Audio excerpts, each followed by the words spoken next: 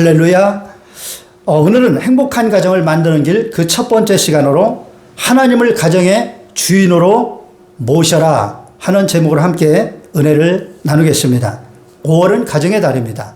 왜 가정의 달을 만든 것일까요? 그것은 그만큼 가정에 문제가 많다는 증거입니다. 그래서 가정의 달을 만들어서 가정의 달만이라도 가정의 문제들을 깊이 생각해 보며 그 문제를 해결하기 위해서 힘써보자는 것입니다. 그래서 건강하고 행복한 가정을 만들어 보자는 것이지요. 여러분, 사람은 가정을 중심으로 살아갑니다. 그러므로 가정에 어떤 문제가 생기면 삶이 힘들어지고 행복이 사라집니다. 그러므로 문제없는 건강한 가정을 만드는 것은 행복한 삶을 위해 무엇보다도 필요하고 소중한 것입니다. 그러면 어떻게 해야 건강한 가정, 행복한 가정을 만들 수 있을까요? 어떤 사람은 돈만 많으면 행복한 가정을 만들 수 있을 것이라고 생각합니다. 물론 행복한 가정을 만들기 위해서 돈이 있으면 좋습니다. 그러나 돈 때문에 오히려 가정에 더 불행이 찾아오는 경우도 적지 않습니다. 여러분, 사람이 돈이 많으면 매사에 돈으로 모든 것을 다 해결하려고 합니다. 그래서 부인이 막 이것도 해주고 저것도 해주고 막 부탁을 할 때 그냥 그것이 부인이 자기하고 좀 시간을 가지면서 뭔가 서로 좋은 시간을, 아름다운 관계를 형성하자는 그런 의미인 것을 모르고 돈을 많이 줬으니까 돈 가지고 다 하면 되지 뭘 이렇게 귀찮게 하느냐고 이렇게 생각하기 쉽습니다. 그리고 자녀들에게도 자녀들이 뭔가 좀 같이 놀아주고 같이 뭐 상담도 하고 그러길 원하는데 돈을 그냥 주고 돈 줬으니까 그거 가지고 알아서 하라 뭐 이런 식으로 돈 가지고 무엇이든지 다 해결하려고 하다 보니까 가정에 서로 아름다운 인간관계가 깨어지고 의사소통이 안 되고 가정이 오히려 풍비박산 나는 그런 경우도 적지 않게 있는 것입니다. 자, 그러면 여러분, 어떻게 해야 건강한 가정, 행복한 가정을 만들 수 있을까요? 건강한 가정, 행복한 가정을 만들기 위해서는 먼저 하나님께서 만드신 최초의 맨 처음에 그 온전한 가정을 살펴봐야 됩니다. 그리고 그 가정이 어떻게 해서 문제가 터지고 깨어지고 오늘날처럼 이렇게 힘들고 어려운 고달픈 가정이 되었는지를 살펴봐야 되고요. 그 후에 하나님께서 말씀을 통하여 어떻게 가정을 치유하라고, 어떻게 가정을 온전하게 세우라고 하셨는지 그 말씀의 해답을 찾아봐야 됩니다. 자, 그러면 이제 행복한 가정을 만들기 위한 꿈과 비전의 여행을 떠나도록 하겠습니다. 자, 첫째로 하나님께서 만드신 최초의 가정을 살펴보겠습니다. 태초에 하나님께서 천지 만물을 창조하시고 맨 마지막으로 아담을 만드셨습니다. 사람을 만드셨는데 처음에는 남자 아담을 먼저 만드셨죠. 그리고 에덴 동산을 특별하게 아주 멋지고 아름다운 곳으로 창설을 하셔서 그곳에서 아담을 살게 하셨습니다. 그런데 아담이 혼자 지내는 것이 왠지 좋아 보이질 않았습니다. 그래서 하나님께서는 아담을 깊이 잠들게 하신 후에 그의 갈비뼈를 취해서 살로 입혀서 여자를 만들었습니다. 그리고 아담에게로 데려가자 아담이 보고 탄성을 지릅니다. 이는 내 뼈 중에 뼈요 살 중에 살이라. 이것을 남자에게서 취하였은즉 여자라 부르리라. 하나님께서는 그 둘을 이제 부부로 맺어주십니다. 결혼식을 하신 거죠. 그래서 하나님께서 주례사를 하시는데 이렇게 말씀하셨습니다. 남자가 부모를 떠나 그의 아내와 합하여 한 몸을 이룰지로다. 그리고 하나님께서는 그들에게 복을 주시며 명령하십니다. 생육하고 번성하여 땅에 충만하라. 자, 이 말씀 속에서 최초의 하나님 만드신 가정의 그 모습을 볼 수가 있습니다. 완벽한 가정, 온전한 가정이었습니다. 자, 그러면 그 가정의 특징을 한번 정리해 보겠습니다. 첫 번째로 하나님께서 만드신 최초의 가정, 그 완벽한 가정은 에덴 동산 가정이었습니다. 에덴 동산이 바로 가정이었습니다. 그럼 그 에덴 동산은 어떤 곳이었을까요? 에덴 동산은 모든 것이 아름답고 풍성한 곳이었습니다. 그러므로 하나님께서 만드신 최초의 가정, 이 아담과 하와의 가정, 이 에덴 동산은 모든 것이 너무너무 아름답고 풍성했습니다. 여러분, 오늘날 모든 가정이 정말 아름답고 풍성하면은 부족함이 없겠죠. 예. 하나님께서 아담과 하와를 위해서 만드신 이 에덴 동산이 그와 같았습니다. 창세기 2장 8절로 9절입니다. 야훼 하나님이 동방의 에덴에 동산을 창설하시고 그 지으신 사람을 거기 두시니라.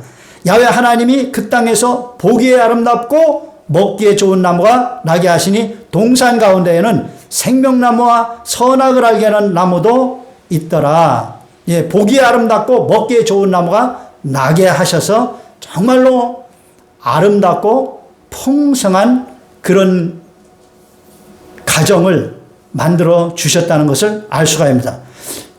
그리고 하나님께서는 아담과 하와가 그곳에서 참된 자유를 마음껏 누리며 행복하게 살 수 있도록 허락하셨습니다. 창세기 2장 16절입니다. 야훼 하나님이 그 사람에게 명하여 이르시되 동산 각종 나무의 열매는 내가 임의로 먹되. 모든 것들을 다 하나님께서 허락하신 거예요.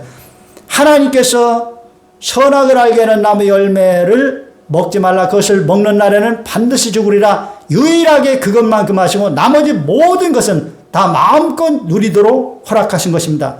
그러므로 아담과 하와의 이 가정, 최초의 이 가정은 하나님께서, 전지전능한 하나님께서 가장 아름답고 풍성한 가정으로, 그리고 마음껏 누릴 수 있는 그런 가정으로 만드신 것입니다. 자, 그리고 두 번째로 하나님께서는 그 가정에 명령을 하셨습니다. 생육하고 번성해서 땅에 충만하라. 그러니까 아담과 하와의 이 최초의 가정은 생육하고 번성하는 가정입니다. 이 두 부부가 이제 자녀를 낳지요. 그것이 이제 생육입니다. 번성한다는 것은 두 사람인데 세 사람, 네 사람, 두 사람 이상으로 낳는 것을 말합니다. 두 사람만 낳으면은 그냥 생육이죠. 근데 번성은 플러스가 돼야 됩니다. 그래서 세 사람 이상 낳을 때 그것이 번성이 되는 것입니다. 그래서 하나님께서는 아담과 하와에게 그 가정에서, 에덴 동산 그 가정에서 생육하고 번성해서 땅에 충만하도록 명령을 하신 것입니다. 여기에는 하나님께서 하나님의 형상을 닮은 사람이 온 땅에 충만해서 하나님을 찬양하고 하나님께 영광 돌리는 그 아름다운 모습을 보고 싶어하는 그 하나님의 소원이 담겨 있는 것으로 보입니다. 지금도 하나님께서는 이런 소원을 가지고 계세요. 그래서 주의 자녀들이 자식을 많이 낳아서 주의 교훈과 훈계로 잘 양육해서 하나님께 영광 돌리는 거룩한 하나님의 나라를 많이 세워야 되는 거다. 여러분, 세상에 악한 사람들이 하나님을 대적하고 마귀한테 이용당하는 이 악한 사람들이 자녀를 많이 낳아서 그렇게 세상적인 그 잘못된 교육을 시킨다면 세상은 점점 악해질 수밖에 없습니다. 그러나 하나님의 자녀들이 하나님을 사랑하고 하나님 말씀에 순종하는 순실한 하나님의 백성들이 자녀를 많이 낳고 그들을 하나님의 말씀으로 잘 양육하게 되면 세상에 하나님 나라가 확장되고 하나님의 뜻이 펼쳐지니 하나님의 영광이 드러나고 하나님께 찬양하면서 하나님의 기쁨이 되는 것입니다. 하나님께서는 지금도 이런 소원을 가지고 계십니다. 그래서 주의 자녀들이 자식을 많이 낳든지 아니면 이제 지상명령을 해서 영적 자녀를 많이 낳아서 그들을 말씀으로 잘 양육해서 하나님의 자녀들이 온 세상에 가득 채워지도록 해야 되는 것입니다. 디모데전서 2장 4절입니다. 하나님은 모든 사람이 구원을 받으며 진리를 아는데 이르기를 원하시느니라. 모든 사람이 구원받으면 모든 사람에게 복음을 전해야죠. 그리고 그들이 진리를 알아야 됩니다. 그들이 이제 예수 믿고 구원받은 다음에는 말씀을 공부해서, 하나님 말씀은 진리 아닙니까? 창세기부터 계시록까지 그 말씀을 공부해서 그 하나님의 뜻을 다 알고 그 뜻대로 삶으로 말미암아 하나님께 영광을 돌리고 하나님의 은혜와 축복을 받으며 하나님을 찬양하며 그렇게 멋진 삶을 살기를 하나님께서는 원하시는 것입니다. 그러니까 에덴 동산에서도 이것이 하나님의 소원이요 하나님의 뜻이어서 아담과 하와의 가정에 하나님께서는 생육하고 번성하여 땅에 충만하라 그렇게 명령을 하시고 또 하나님께서 복을 허락하여 주신 것입니다. 자, 그리고 이 아담과 하와의 가정에 하나님께서는 남편이 머리가 되고 그리고 부부가 동등한 인격적인 관계에서 사랑으로 하나가 되어가는 그런 가정이 되기를 하나님께서 또 원하셨습니다.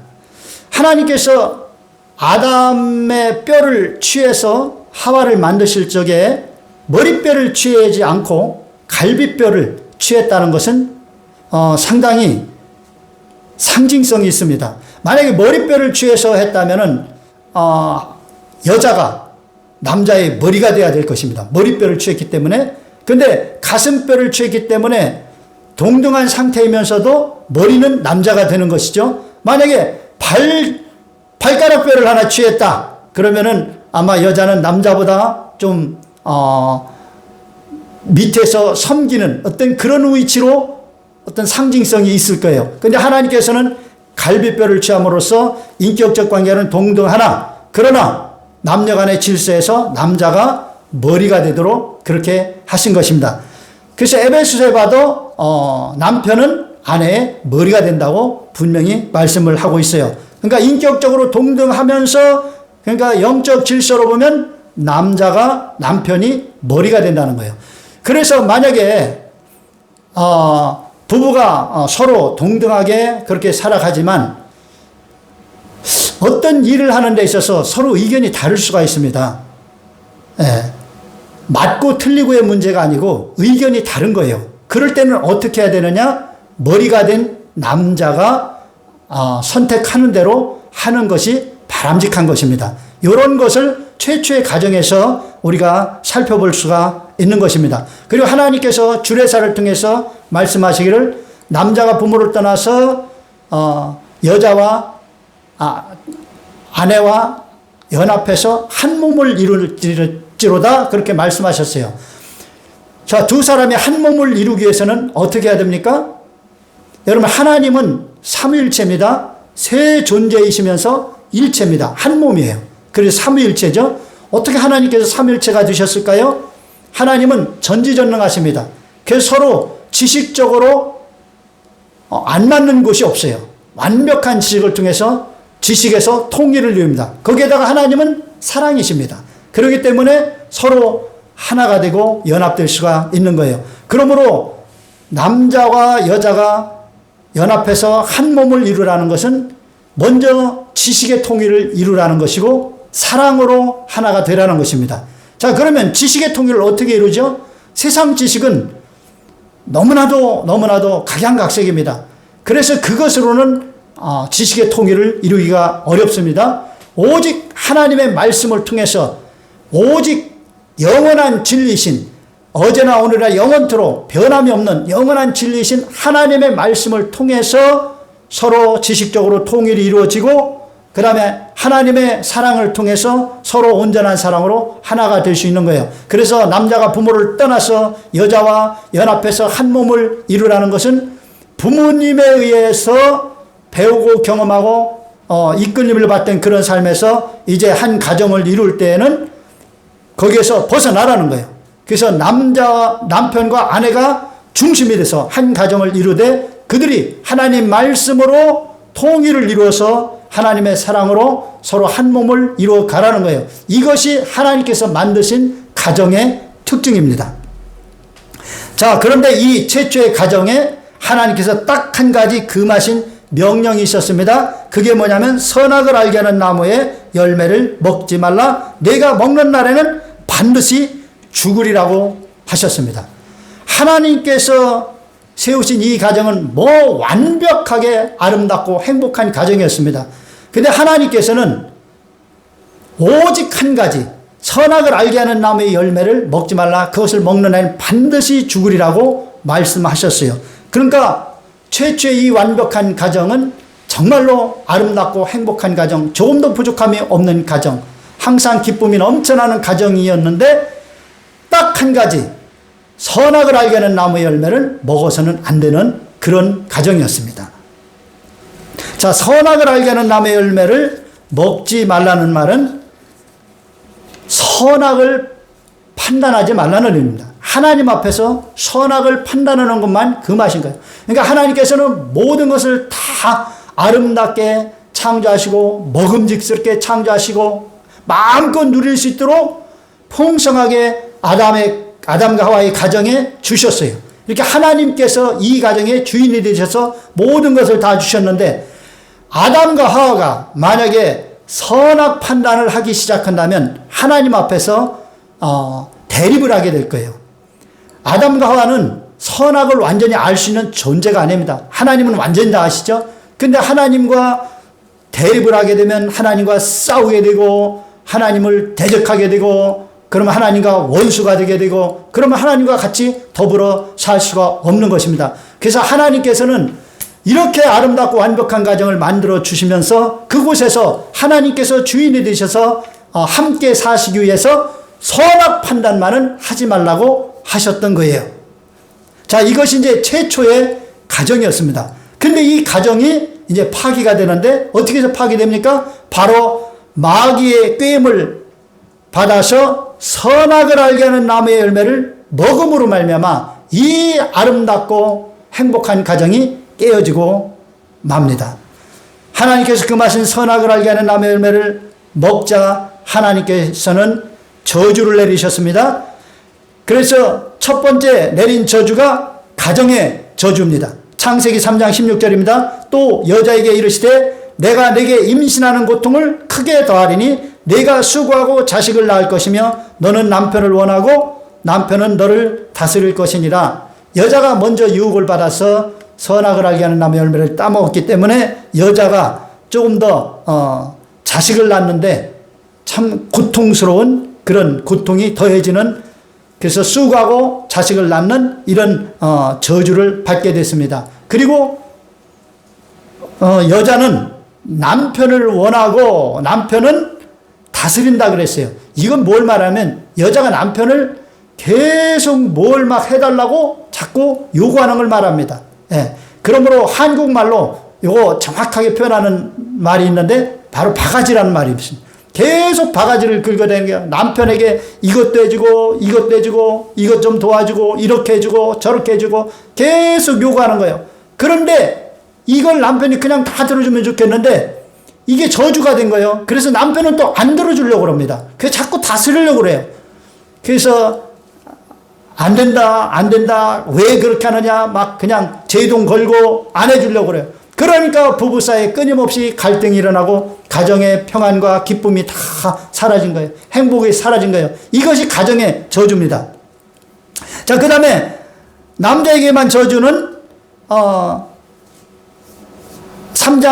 창세기 3장 17절로 19절 거기에 보면 땅이 저주를 받아 삶이 힘들어지고 또 육체가 결국은 흙에서 왔으니 흙으로 가라. 그래서 병들어 죽게 되는 이 저주를 받게 됩니다.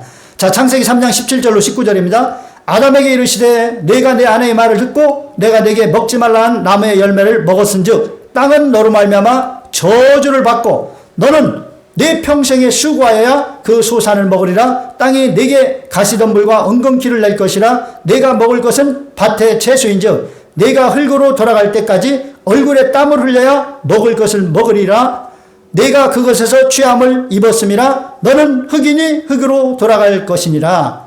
이렇게 사람은 고생하면서 살다가 결국은 늙어서 죽는 이 저주를 받게 된 것입니다.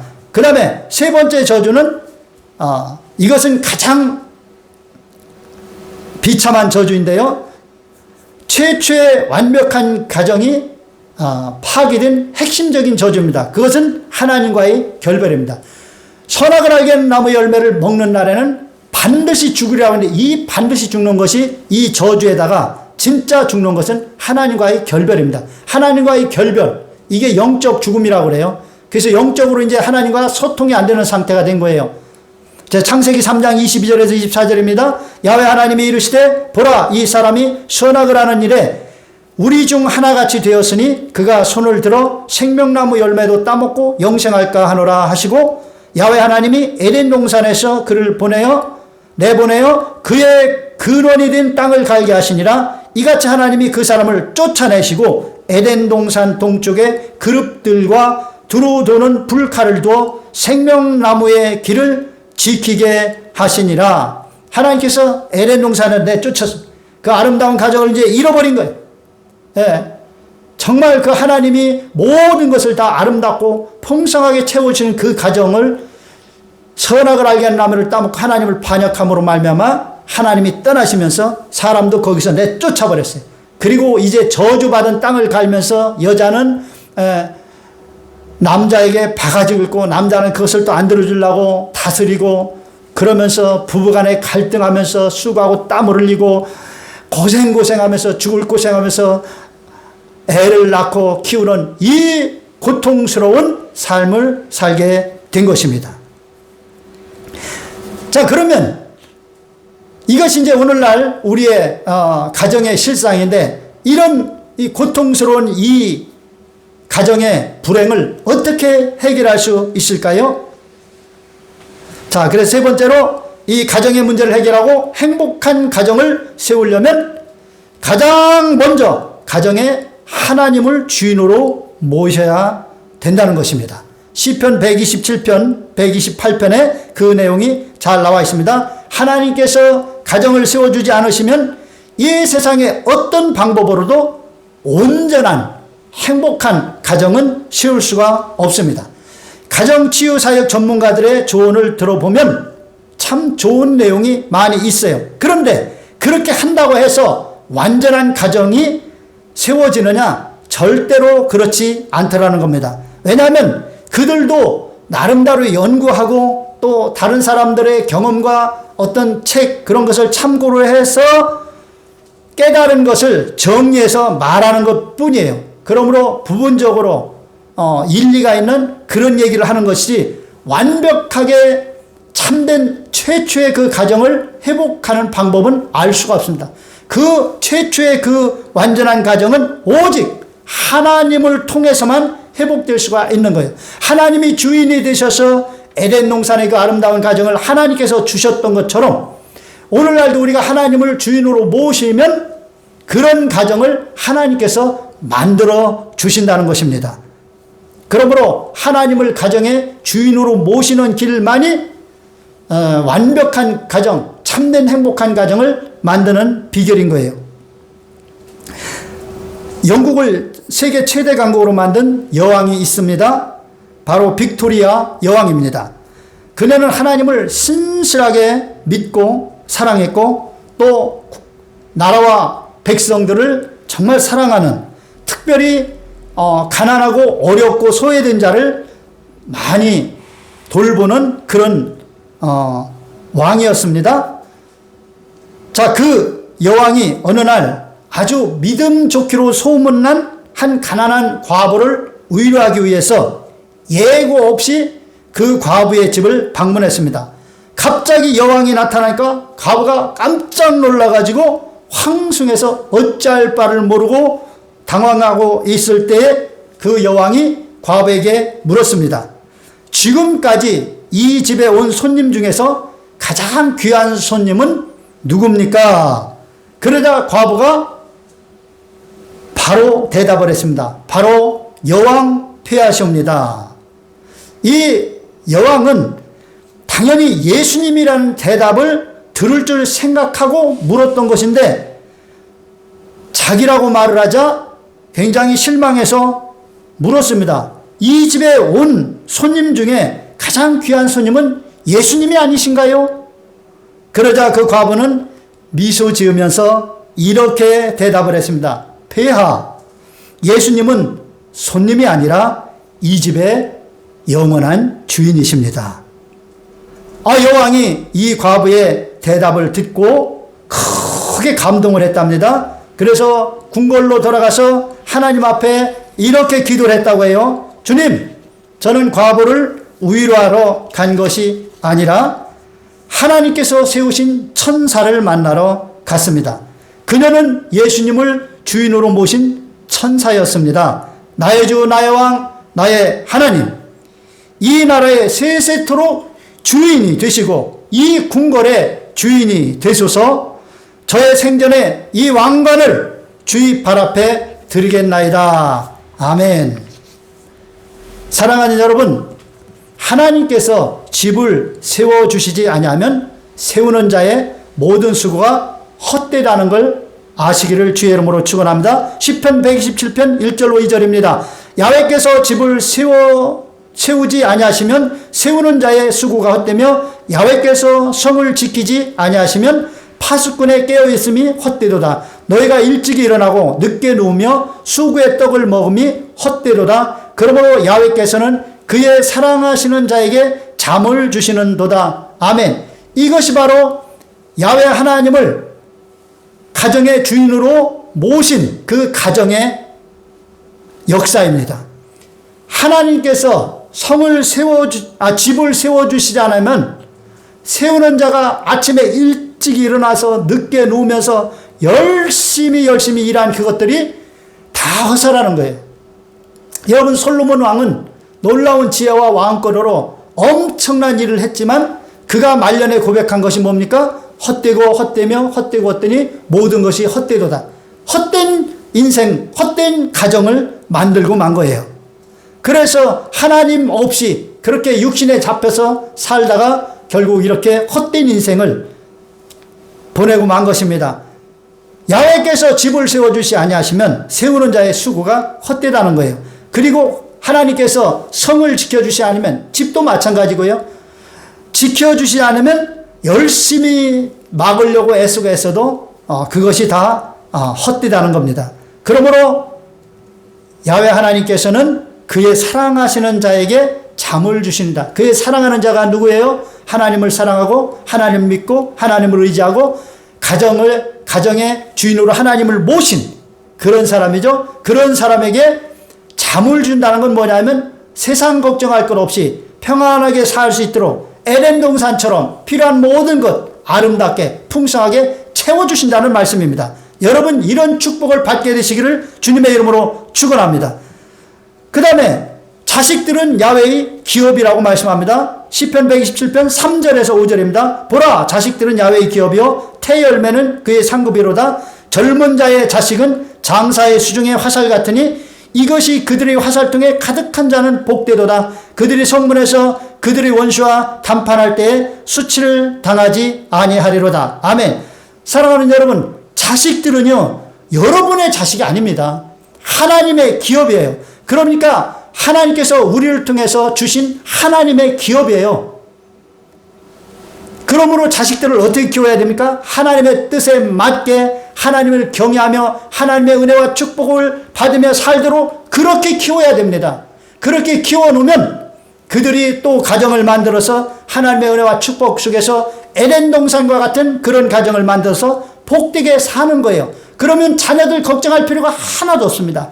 그렇게만 키워놓으면 하나님께 영광 돌리고 하나님의 은혜와 축복 속에 살며 부모님에게 효도하는 그런 자녀가 되는 것입니다. 여러분의 자녀들을 이렇게 양육하시기를 주님의 이름으로 축원합니다. 그 다음에 세 번째로 집 안방에 있는 아내는 결실한 포도나무 같아 달콤한 향과 맛을 준다는 것입니다. 시편 128편 3절입니다. 내 집 안방에 있는 내 아내는 결실한 포도나무 같으며, 내 집 안방에 있는 내 아내는 결실한 포도나무 같다, 이렇게 말씀하고 있습니다. 내 집 안방에 있는 아내라고 말씀하고 있어요. 아내가 왜 아내입니까? 집 안에 있다고 해서 아내입니다. 그러므로 아내는 집 안에서 그 존재 가치가 10분 발휘되는 것입니다. 요즘 여자들은 안에서는 너무 자유분방한 모습이 많습니다. 옷도 아무렇게나 입고 머리도 잘 감지 않고 막 흥크러뜨린 상태로 회오리 바람에 막 휘둘려서 엉클어진 그런 모습으로, 또 양말도 한쪽은 신고 한쪽은 안 신고 그렇게 편해도 너무나도 편한 모습으로 정신이 하나도 없이 그렇게 집안에서 살아가는 아내들이 참 많습니다. 근데 그렇게 살아가면 달콤한 포도의 향기와 그 맛이 나겠어요? 그래서는 안 된다는 것입니다. 아내는 모든 가족들이 집에 왔을 때 그 아내를 통해서 향기로운 그 향을 느끼고 그 다음에 달콤한 맛을 느끼면서 가정에서 평안과 위로를 새 힘을 얻을 수 있도록 해주는 존재가 되어야 된다는 거예요. 그러기 위해서는 물론 남편이 아내를 더 사랑으로 감싸주고 필요한 것 채워주고 이렇게 잘 해야 돼요. 그래서 아내는 어떤 존재라고요? 집 안방에 있는 아내로서 결실한 포도나무와 같다는 거예요. 그래서 하나님을 가정의 주인으로 모시고 사는 가정은 이런 가정이 만들어진다는 겁니다. 하나님께서 남편들에게 지혜와 능력을 주셔서 가정에 필요한 모든 것을 풍성히 얻을 수 있도록 하시고 그 다음에 아내는 집안에서 집안을 너무나도 아름답고 향기롭게 맛깔나게 그렇게 결실한 포도나무처럼 관리하는 아내가 돼서 가정이 에덴 동산의 가정처럼 아름답고 맛있는 먹을거리가 풍성한 그런 행복한 가정이 된다는 것입니다. 사랑하는 여러분, 이 가정의 달 5월달을 맞이해서 여러분의 가정에 진짜로 전지전능한 창조주 하나님을 여러분의 가정의 주인으로 모십시오. 그러면 그 하나님을 통해서 여러분의 가정이 아름답고 풍성하게 채워지고 남편과 아내가 하나님의 말씀으로 점점 하나가 되고 사랑으로 하나가 돼서 한 몸을 이루고 거기서 태어난 자녀들은 하나님의 뜻대로 양육을 받아서 세상의 빛과 소금의 역할을 감당하는 또 한 영혼이 되고 또 한 가정을 이루어서 하나님께 영광 돌리는 이런 역사가 온 천하에 퍼져나가게 되는 것입니다. 오늘날 너무나도 많은 그리스도인들의 가정에 진짜 하나님이 그 가정의 주인이 되시느냐? 그렇지 않은 가정이 더 많은 것 같아요. 여러분 진짜 하나님이 그 가정의 주인이 되시면 오직 하나님의 말씀대로 그 가정을 세워나가게 되고 그 가정에서 하나님께 영광 돌리고 거룩하고 복되고 아름다운 모습으로 살아가게 될 거예요. 가정에서 싸우지 않고 서로 위로하고 격려하고 칭찬하고 서로 사랑하면서 문제는 어려움은 같이 나눠서 해결하고 좋은 일 있으면 같이 배가 되는 기쁨과 즐거움을 만끽하면서 그렇게 살아가면서 그 모든 것이 하나님의 주신 분복이요 은혜와 축복으로 하나님께 감사 돌리고 영광 돌리는 그런 가정이 될 것입니다. 그것이 하나님을 가정의 주인으로 섬긴 가정이에요. 여러분 이런 가정 다 되어서 행복이 넘치고 많은 가정들에게 본이 되는 그런 가정 되시기를 주님의 이름으로 축원합니다.